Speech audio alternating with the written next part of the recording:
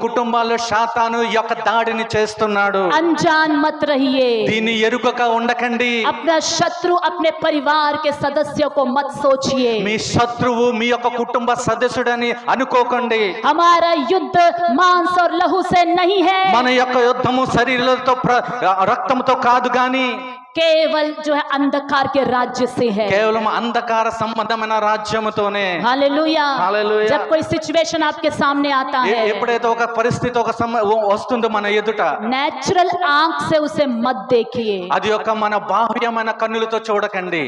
आत्मिक आंखों से उसे देखिए. ఆత్మీయ నేత్రాలతో వాటిని చూడండి. तब आप शैतान की युक्तियों को समझ पाएंगे. అప్పుడు సాతాను యొక్క తంత్రములను మీరు అర్థం చేసుకుంటారు. हालेलुया. హల్లెలూయా. मेरा पिता ऐसा क्यों हो गया है, నా తండ్రి ఇలాగ ఎందుకు అయ్యాడు, मेरी माँ क्यों ऐसा हो गई నా है, తల్లి ఎందుకు ఇలాగ मेरा అయిపోయింది, भाई क्यों ऐसा हो गया है, ఈ పరిస్థితి ఎందుకు ఇలాగ मेरी అయిపోయింది, बहन क्यों ऐसी हो गई నా है, చెల్లి ఎందుకు అలాగ